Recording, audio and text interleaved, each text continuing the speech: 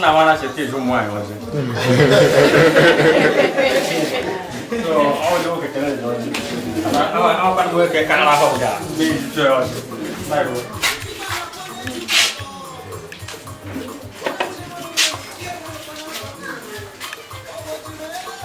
có thể ai đâu chịu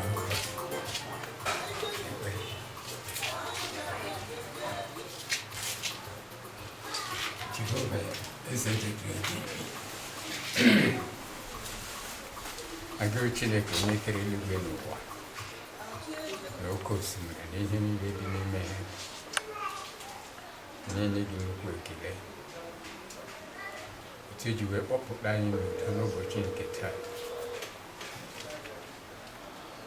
nghe cái đấy cái nội dung kia này cho anh nội dung kia nội dung này và cái phần kia là rồi để có anh kia này để có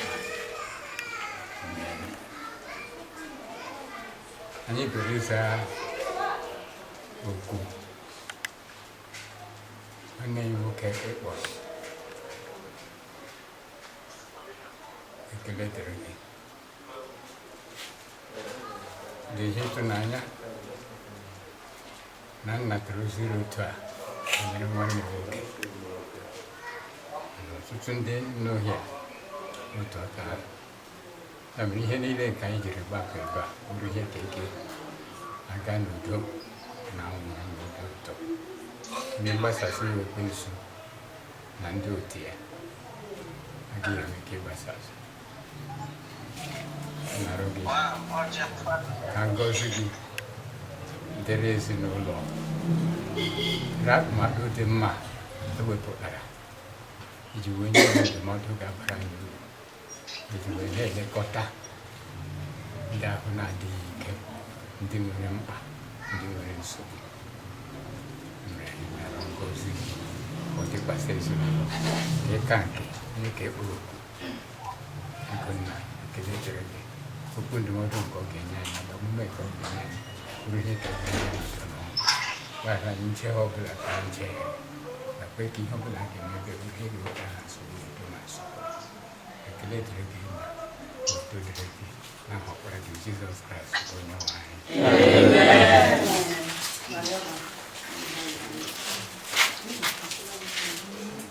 Mula nak apa juga?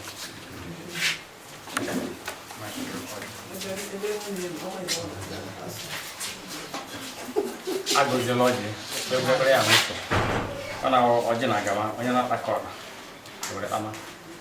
Kalau yang biar dia.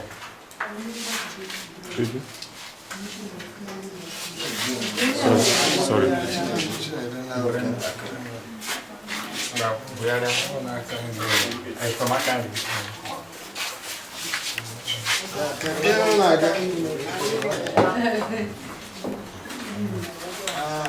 I got Christmas. Or New Year. Really? Come look at it. Man, what we do she like that? I have my chicken cookie.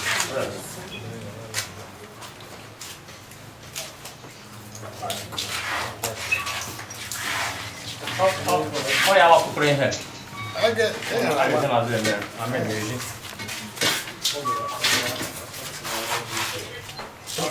Mana sih? Kayak ini. Ini dia unik ni, mama unik ni, aku belum. Belum lah. Emang haken lah. Kau kan? Nah, cuy, kau cakap lagi di buku. Ini perai. Aje dia be. Kati dia kena nak gosnya. Ini mau belau pada siapa? Mume bere. Sejak me gaji lain nah haken lah. Nak kau kurang lah kemonso.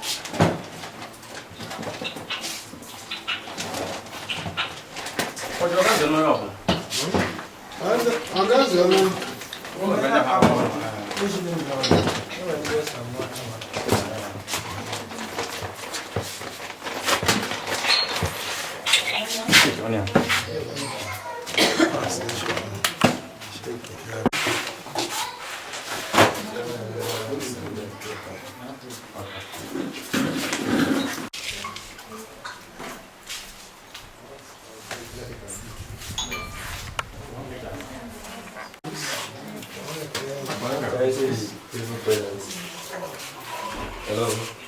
Are you from what on you? Hello. Hello.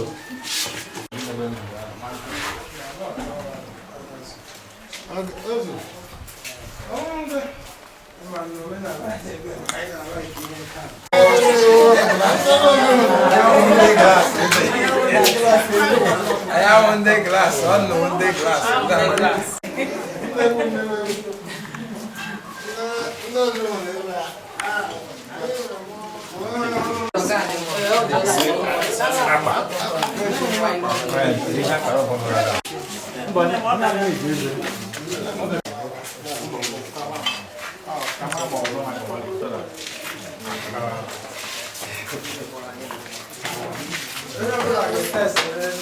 Especially in the room.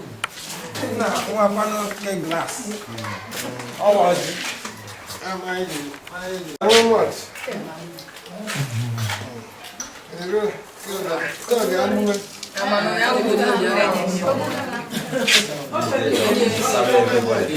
Yeah, it's easy. Almost someone.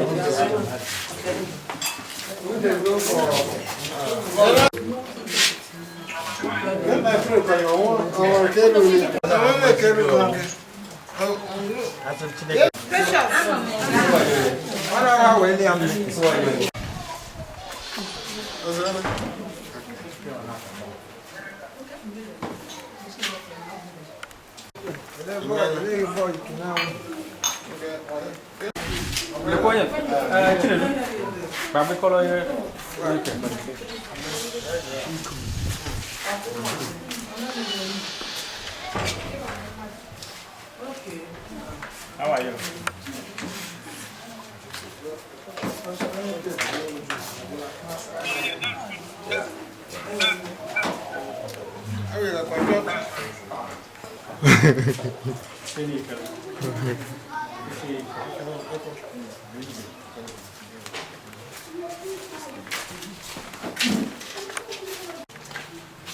So, I'm on them, no more now. Excellent them. I'll make a run of cool. Although, let me say, let me take, rewind it a little bit. All man make a run of cool. Make a run of cool, okay, and then why in America. So, I wish you mana. Abraham n'obi anata na ya ekele ihe a ga-eme iji anya n'aka asị amatụcha aka elu asị kama ejichakwa m ga-aga egide aka egide ya n'ikpere so ha asị akpọkọ ihe ihe ọbụla ọ wụrụ eji gbala nụ Christmas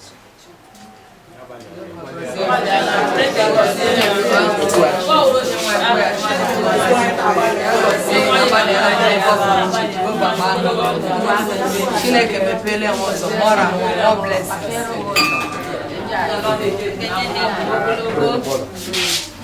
Ụzọ ha ga-emepele n'isi so emere ihe last year erukwana oke ime afọ anyị eweli mbọ ya aka karịa nga ha mere n'afọ gara aga ọrụ ihe izi sacrifice ka onye ọbụla mekiri iji she ụmụnne anyị bụ unu n'obi ahụ na aka erucha so here this year anyị decide anyị ga-enyere mmadụ 35 gbala mmadụ 35 Christmas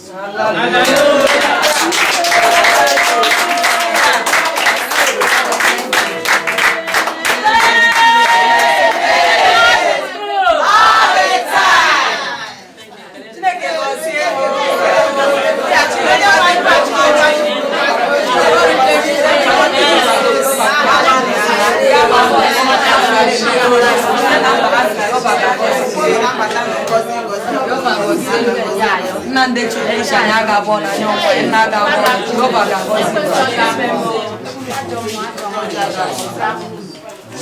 So n'ime mmadụ 35 ọnụ anyị achị ele ihe anyị nwere ike imefu anyị achị oke ka anyị lekwere ma ya ọ ga-atọhapụ $1,000 or about give and take 350,000 naira. So I bido oriya force rapport. Then $200. Then $250. Then $50. Then $20. Then $20. Then $30. So I have kagayo. Nike Kechuku, I meet our target $1,000. I usually will.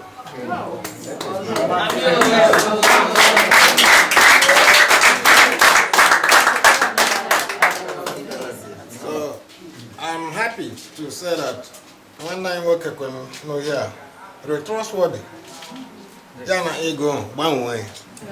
Yeah, at 350,000 naira. So we are blend. Relock. I am going to get 10,000 naira.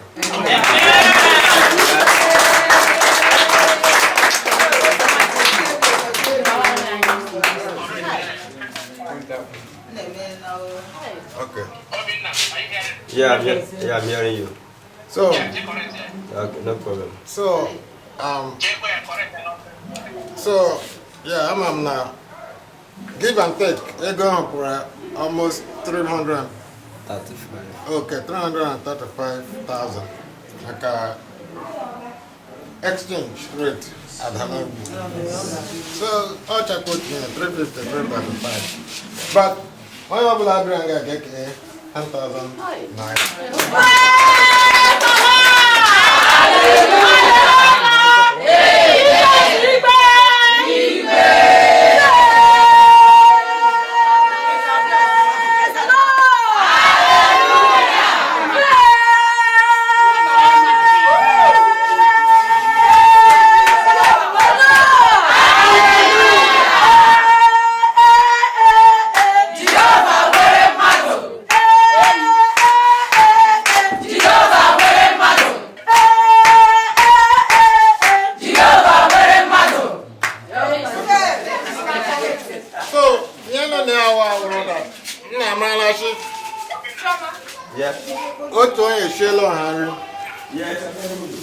Ezucha mana ha shekwe n'otu onye eri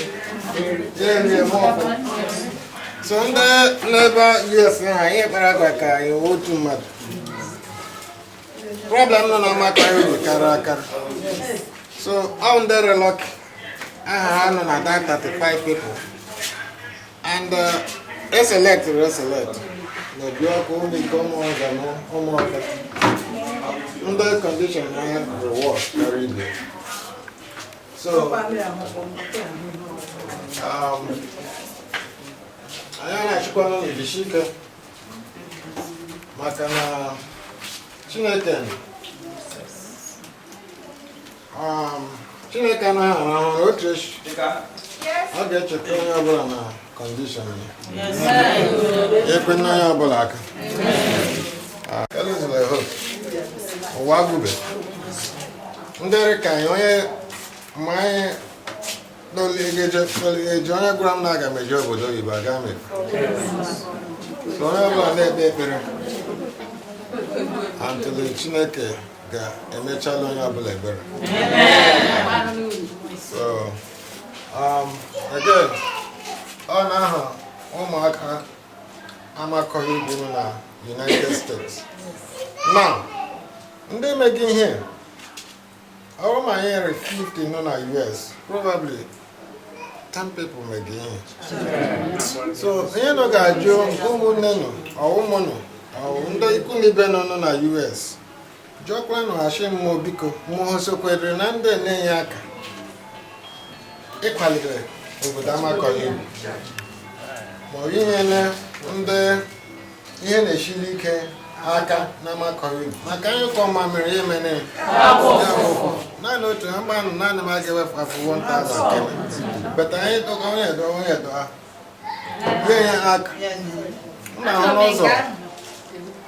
ọhụrụ ọzọ anyị ekwere aka emegide ihe ekwere aka tax why $2,000. She ejinaka no ozaroga. Okwa very few no kwana otu when committed na ego. So ndem mu nebe ka biko. Pado push na she more or you homa ka imege. I join and buy $1,000, and then my 2,000. More people will benefit. My course lady, I collect Chineke. So they collect when you know. As you, oya promadok, oya haza, oya yama. Eba ni poko nando kuna za ina bekele no shino. Thank you, chuku gozi.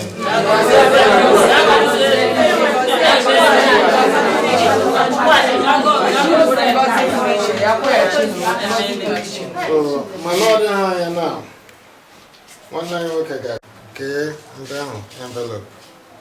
You know, no bula. I go, you know. Oh yeah,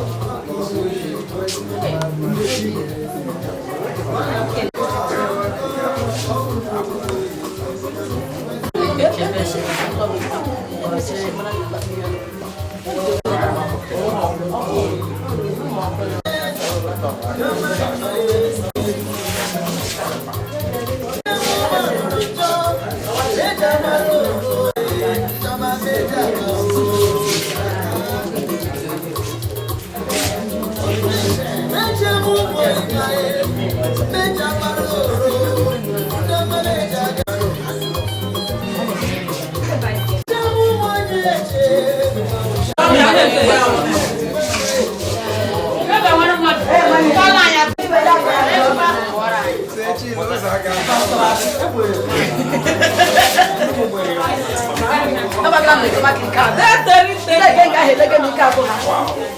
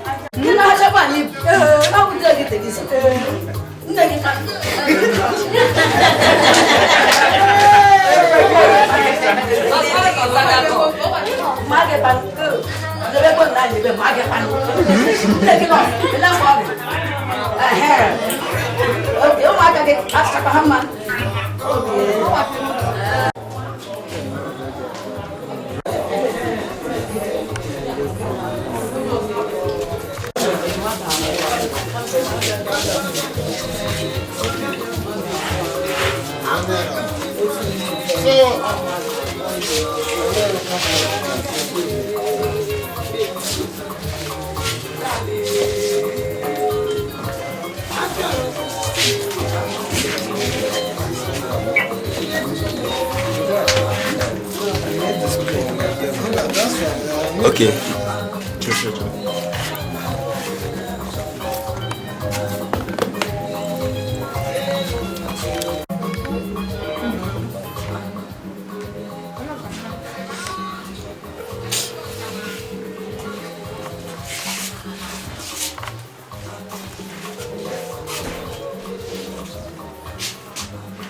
So before you can envelope,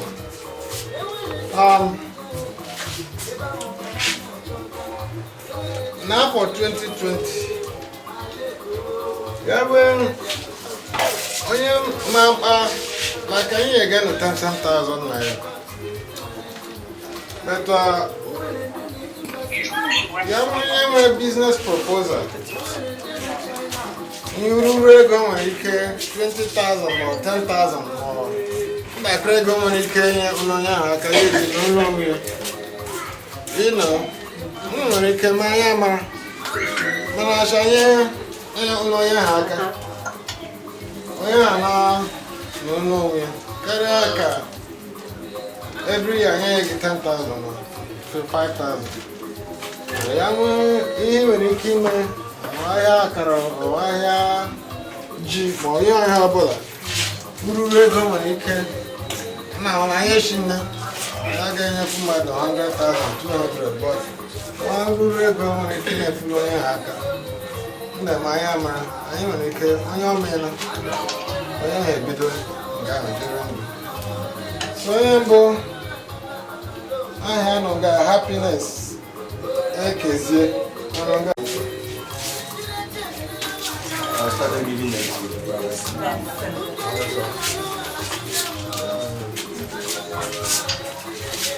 now mekwekwe mgbe ụmụ ihe ndị ọzọ ya ahụ so kemgbe ahụhụ ndị ụmụ Amakohia nyere onye oru hụ na-ewekwuru iwe ya ruokwe nne onye ahụ ya wee extra bonnet. Hello. onye nke ụmụnna Henry Okedo ọnụ nga I'm giving them now. Yeah. Okay, okay.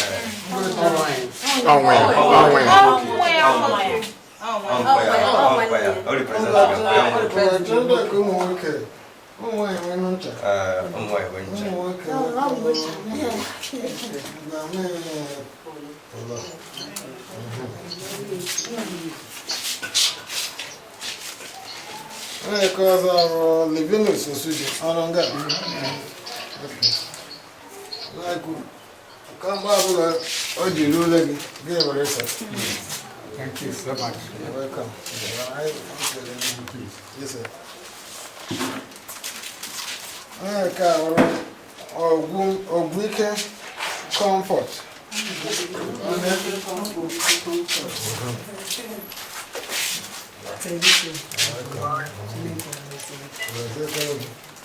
Okay, Augustina, Ike corner.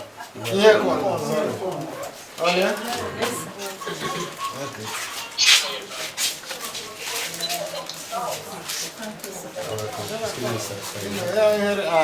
Yeah, man, hair custard there.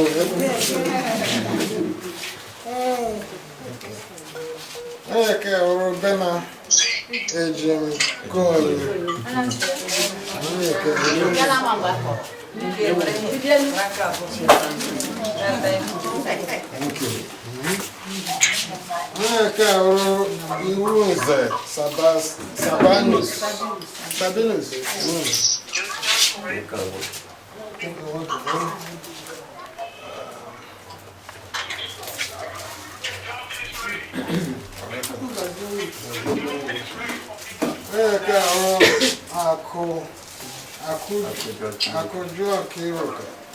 Yes, sir. Thank you, sir. Chineke gozie gị. Ebe unu chetara Chineke ga-awụsa na ngọzi ya dịka mmiri ozuzo. Ndị ọjọọ ga-ahụ ụzọ ahụ unu. N'aha Jizọs. Amen. Antonia, on there? Antonia.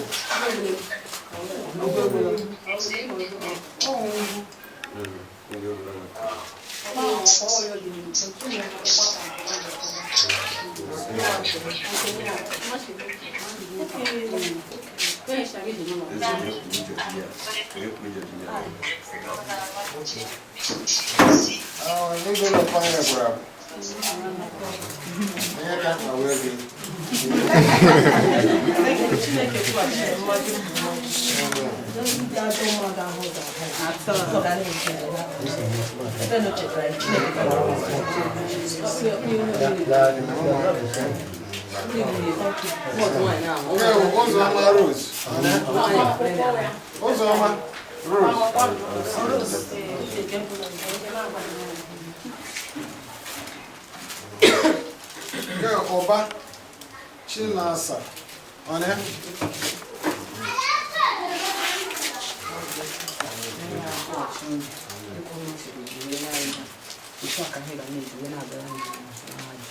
Amen. Ever, Audrey. Okay, one more.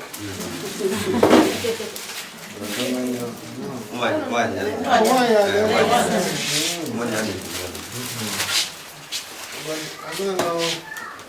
Near Costa,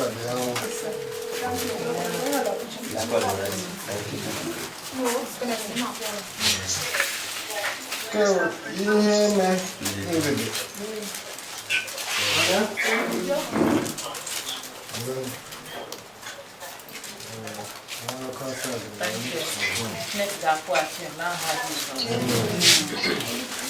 Also, room about marriage.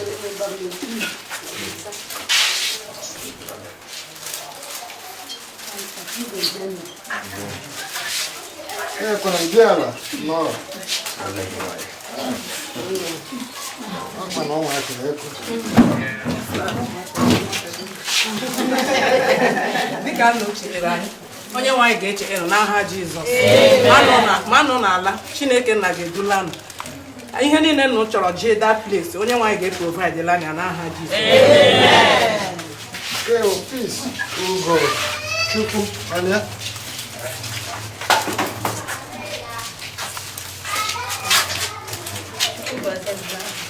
Amen.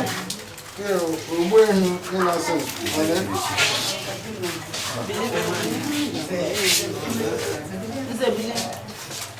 Even though it's church,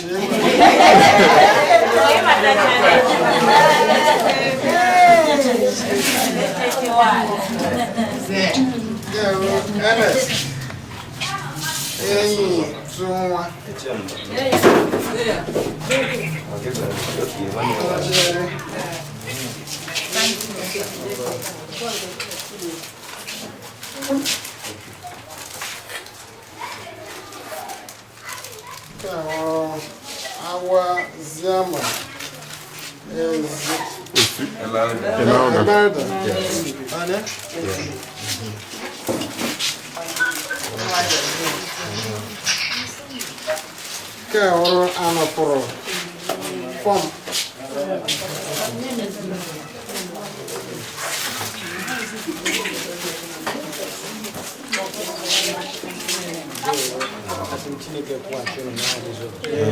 ihe ọbụla o weburu n'obi unu ji hapụ Amakohia-Ubi nke mebiri asị m ka Chineke nye unu n'aha Jizọs ọdịje na mpụta unu asị m Chineke nye unu n'aha Jizọs Chineke bido ka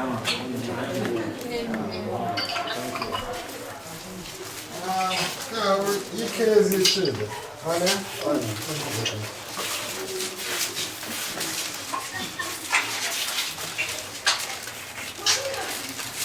Thank you, sir.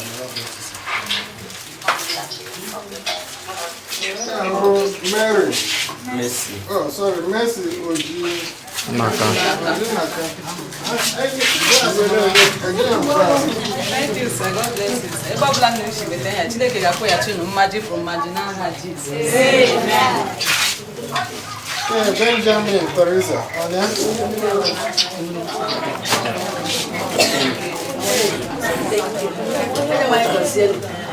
Mano n'ala okwu ọjọọ ga-akpọ n'ụzọ unu ga-alado n'udo na ọṅụ ihe na ụchọga Chineke ga-enye unu ya nye mkpere na ogologo ndụ na ahụ isi ike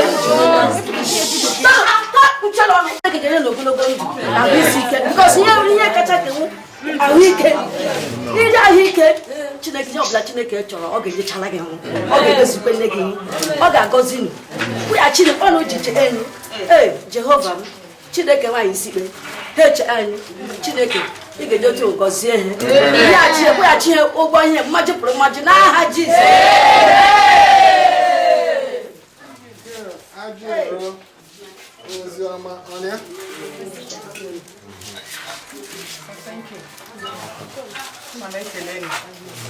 ụmụ Naijiria ndị Northside ana m achị dịka anụ esi na-eche emu n'ezinụlọ m nyewe afọ dọna afọ abụọ dọna nnu ji nye m gift kama di m jiri nwụ achị m Chineke nna dịka nnu si chee eme ezinụlọ m sita mụ na ezinụlọ m agaghị agba ọnụ ibi m ọnụ na mkpa ma ọwụ chi na nwe ihe ọbụla anyị nwere ego oriri nna hapụ m n'ezinụlọ m asị m Chineke nke eluigwe ga-agba na ume Jehova ga-agọzi m ebe ọbụla m si aka ọ ga-abụrụ m ngọzi ihe m kpọpụrụ nụ from this place m na-eje ebe achị m Chineke ga-emezuli anyị isi ike na ogologo ndụ ojije nụ na mba anụ Chineke ga-echekwa nụ ajọ mma na ajọ mmadụ agaghị ahụ Jehova ga-agba na ume nnọ ga-adị ndụ ma bụrụ ndị siri ike Jehova ga-egozi nụ n'aha ọkpara ya bụ Jizọs Kraịst. Okay, tell Eze Juliet on ya.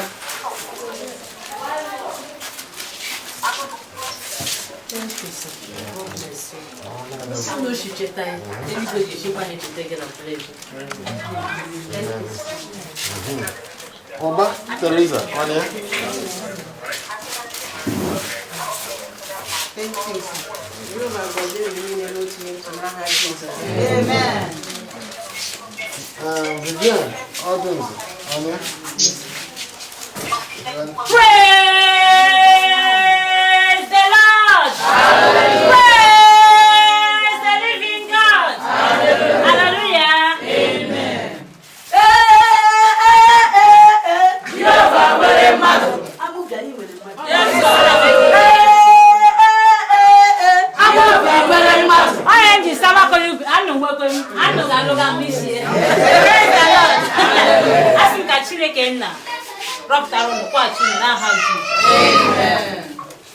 Agnes, okay, on ya. Look at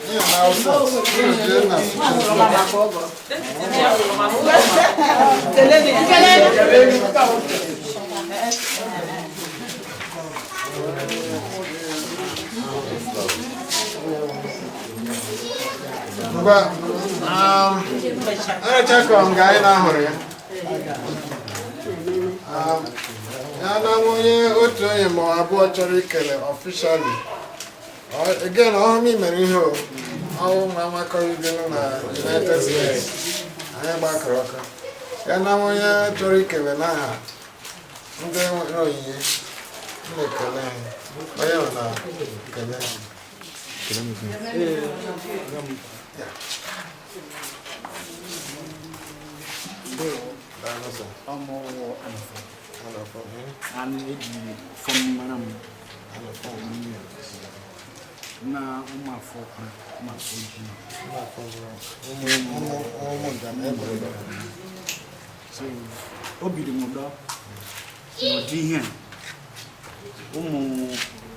Umunenyi ono obodo Igbo chere anyị asị m Chineke nna otu ahụ o ji ha che anyị ya hapụkwara ha ya nọnyere ha ọpụpụ ha na mba ha Chineke nna duwe ha gozie unu niile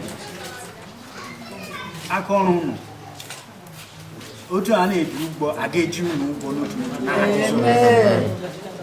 ihe ọ bụla unu na-arụ Chineke ga-agozi enwere m obi ụtọ Chineke nna ga-edu gị gị onye ha si sị gị bịa mkpanye asị gị gịrị obe ahụ ga-esi na nye mụ nwesịkwa na Chineke chekwa ha unu ga-adịkwa mma n'ebe ahụ n'aha Jizọs ndewo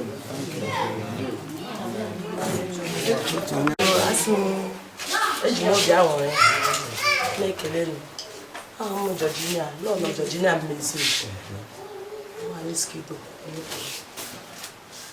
obi aṅụrị dị ama m ebe m ga-esi bido kelebe otu anyị echiche dị anyị n'oge ụmụ skuul na-agara ebido ọ bụ ma abacha Krismas etu otu unu ji nyere ha aka imepụla anyị otu ụzọ Chineke ga-agọzi unu n'ime okporo ụzọ unu si n'aka Chukwu ga-edu m na-eche m n'edu m n'anya n'aha Jizọs. Obi juru m na aṅụrị aka m ejuru aka m abụọ juru na ngọzi ama m ebe m ga-esi bido kelewe unu asị agụwa onye Chineke mere mma site n'aka unu amasị na awụ m otu onye n'ime ha na awụ m onye mbụsụ a ga-agụnyesi n'ihi ọ dị m surprise amaghị m na ezigbo mmadụ ka nọkwa betu unu emene ka o doo m anya na ezigbo mmadụ ka ndị nwere obi inye aka ọwụhụ na unu abala ọgaranya karịcha ndị niile ka mọwụ sacrifice otu unu shishi na-akpọ unu n'agbanyeghị ihe isi ike n'agbanyeghị na unu ji famili unu echete na o nwere onye dị ka nke iro ka afọju anụ n'obodo Amakohia nwere ururu ụmụaka si ka unu nyere m aka ee achị m Chineke nke bi n'eluigwe nke atọ dị nwaanyị isi ikpe onye a na-akpọ otu ugboro ọsakara ugboro 7 onye na-eme ụzọ n'oké osimiri uhie ebe ọ bụ na o metụrụ unu aka n'obi unu wee cheta ndị ọnọdụ ha dị ala n'obodo a iji wulite anyị elu ka anyị ka ndị ibe anyị asị m Chineke na ya gaa n'ihu na-agọzi unu ọkpụkpụ unu na mbata unu oge niile 24 hours ga-awụ ngọzi enweghị ụzọ ọbụla onye iro si tụọ atụmatụ ya dị ire n'ebe unu Jehova ga-eji ndị mmụọ ozi ya gbaa n'ogige gburugburu mgbe niile otu a esikwa ya n'ụbọchị taa otu a ka ọ ga-adị ga-ewere ogologo ndụ na ahụ isi ike zuru oke wee chụọ unu niile ma n'otu n'otu ebe unu hapụrụ obodo ndị dị anyị obodo anyị na unu wa Amakohia-Ubi gawakwa obodo ọzọ ije chọọ akara aka unu asị m Chineke ahụ nke na-eme ụzọ ebe ụzọ na-adịghị ọ ga-emerụ unu ụzọ ga-abata n'aka ojuju ebe ọbụla unu na-aga ga-akpọ unu ndị ihe na-agara nke ọkpụkpụ unu na mbata unu ga-awụ ngọzi ma gburu unu niile Jehova ga-awụkwasị unu ngọzi ya dịka mmiri ozuzo n'aha Jizọs Kraịst bụ onye nwe anyị.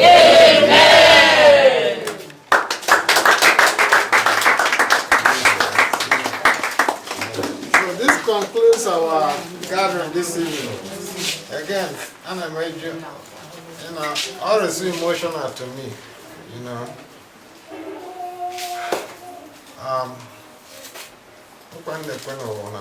anyị ga na-echeka ahụ.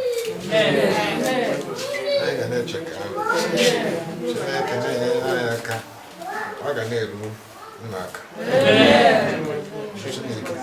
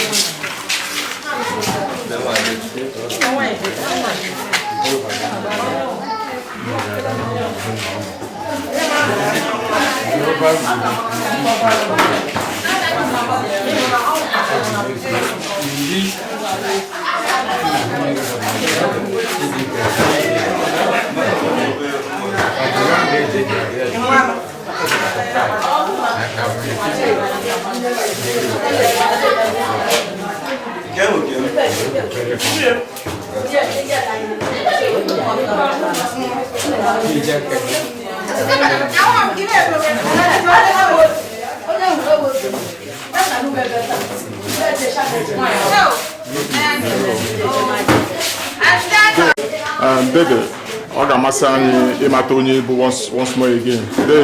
Onye ka ị bụ? Nathan Suji. Anụchiri m anya nwanne m nwoke Divinus Suji. Onye na-adịghị ike, onweghị ike ịpụta o doro onye anya na ọ dịwu okenye ịgọrọ ọjị ebe a. Site na ike nke nyere gasị okenye, anyị na-asị ka i were ohere a dọọla ụmụ Amakohia ndị ke enu mba ofesi ọfọ ọganihu n'ihi ihe ọma nke ha mere ụmụ nwaanyị ndị di ha ahụ na ndị na-enweghị onye inye aka. Ana m ekele unu ụmụnne anyị Amakohia dị na Amerịka.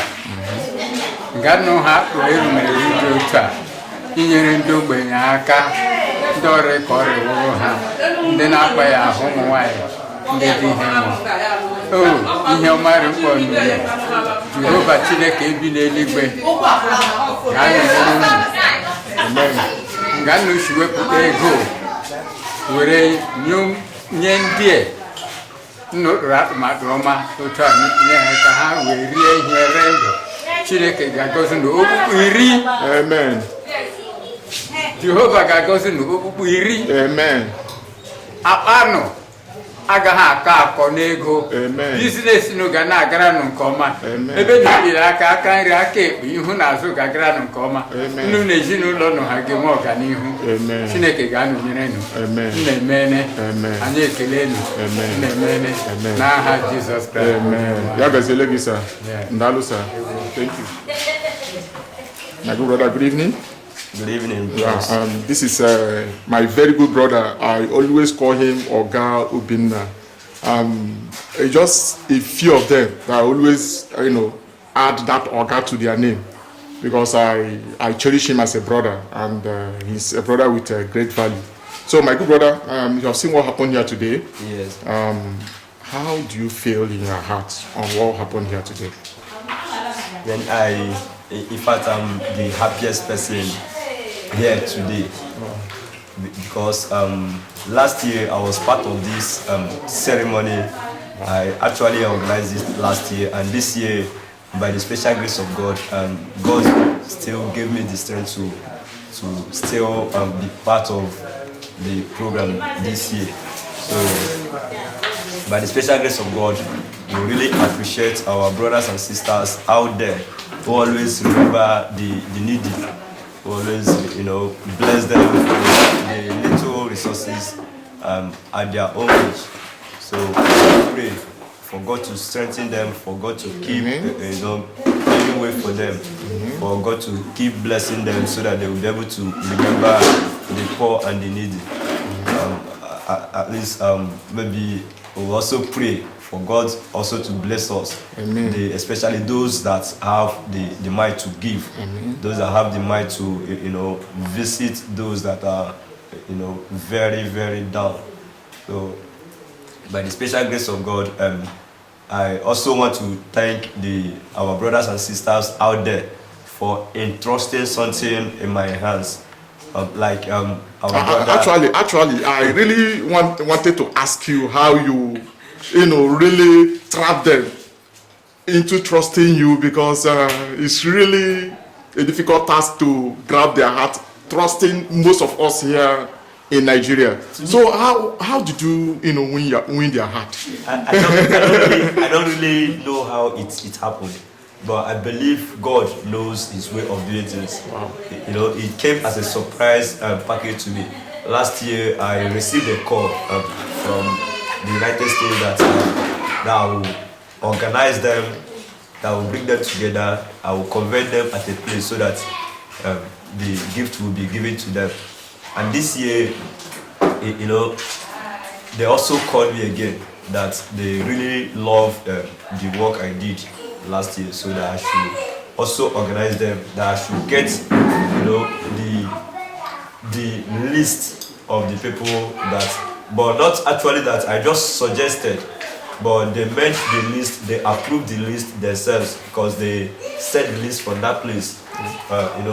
Most times people who, after this program, some people that don't know actually what happened might still, start complaining that you involve this person, why you did not involve our own names in the list. But I never made the list. The list was prepared from the abroad members there, and they now send it to Nigeria. They ask me to organize the people in their list that should get them at a particular place where they will be, blessed. Okay. So today I managed to gather those people that are involved, So that's actually how it. So where is the relevance of this very particular event? Where is the place that this event took place? Yeah, this today, the 31st day of December 2019, the event took place at Mr. John Opera's home, okay, at Amakohia-Ubi, because he's one of the members of the United States-based brothers there. So it happened that he is the one representing them this year. Okay. He's the one that came all the way from the United States, not actually to come and bless the people, but he also blessed so many people. His own way? Yeah, in his own way. He donated the trophy, and today I so much love what he did, because he said he's not only going to give them the cash award, but he also have some other gift items which he shared to everybody present here today. So I so much appreciate that. So as the organizer of this particular event, what are your prayers to these our great brothers and sisters over there? Yeah, I pray that God should grant them mercy, God should favor them in their daily activities, especially He should protect them to and fro, because I know that it's not easy out there. Even though we in Nigeria will always think that out there, if you go out there, you just make money. But it's not actually like that. We believe that there is a tree called a dollar tree in the United States. But it's not actually like that. So we know that out there, you still really need to hustle to make money. So we thank God who is making it possible for them to gather the little one they have to bless people here in Amakohia. Thank you very much for your time. Thank you for your good personality traits. You're welcome. Because it's not really easy for something to be trusted onto somebody and he remains like that. Yeah, and this is my beautiful wife who always wow. me and please come. We want to see you. She's always there to. Wow. Well, what's your name, please? I can't do the work alone. Okay, my name is Amakohia-Ubi. Amefula. Okay, yes. You are the wife of this our great brother, brother Obinna. Yes, I'm wow. his wife. We cherish both of you. And may your heart be like his heart in Jesus' name. Amen. Thank you and God bless you. Take care.